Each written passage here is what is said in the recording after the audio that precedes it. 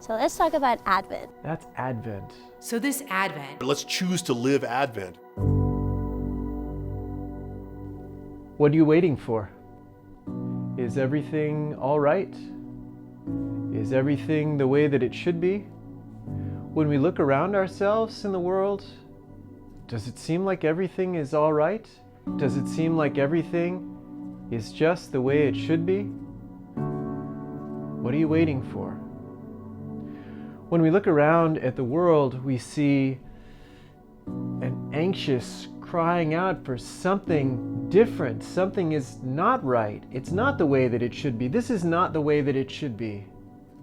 And maybe you feel that also in your heart. It's not the way that it should be.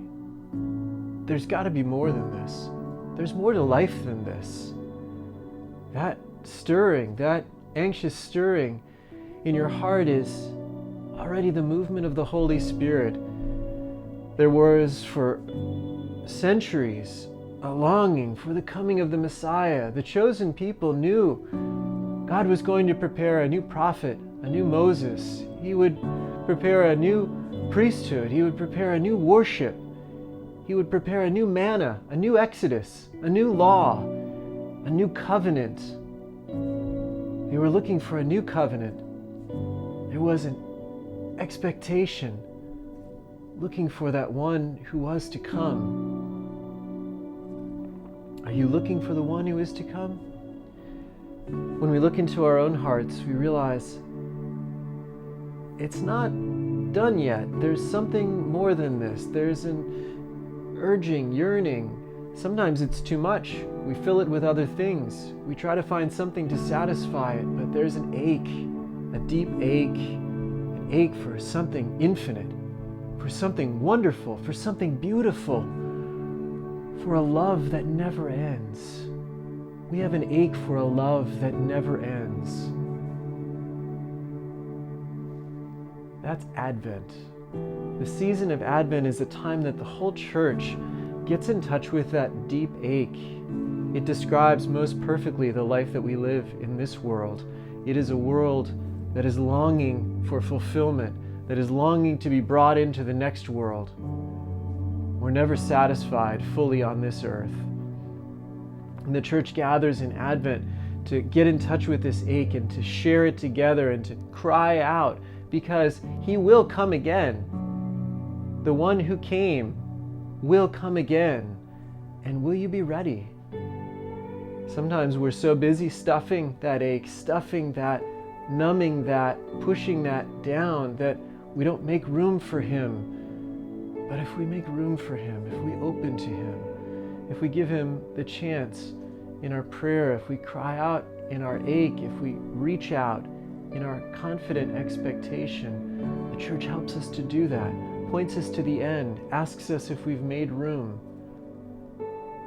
What's one concrete thing you will do this Advent to make room for Him, so that when He comes knocking, and if 2,000 years ago is any indication, it won't come in the way that you expect.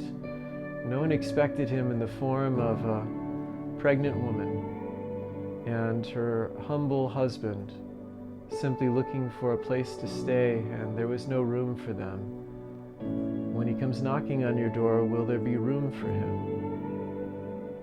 One concrete thing you could do would be the sacrament of confession.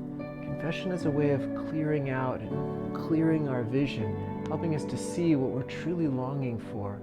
Confession as a way of making room for Him. Make a good confession. Another concrete thing would be just taking the time for prayer, really coming before the Lord. When we take an extended period of time before the Lord, it helps us to get in touch with the ache. We start to feel the restlessness. And don't stuff it down, don't numb it, but lean into it. That's the Holy Spirit at work in your heart. Lean into it. Let that ache emerge, develop, be expressed.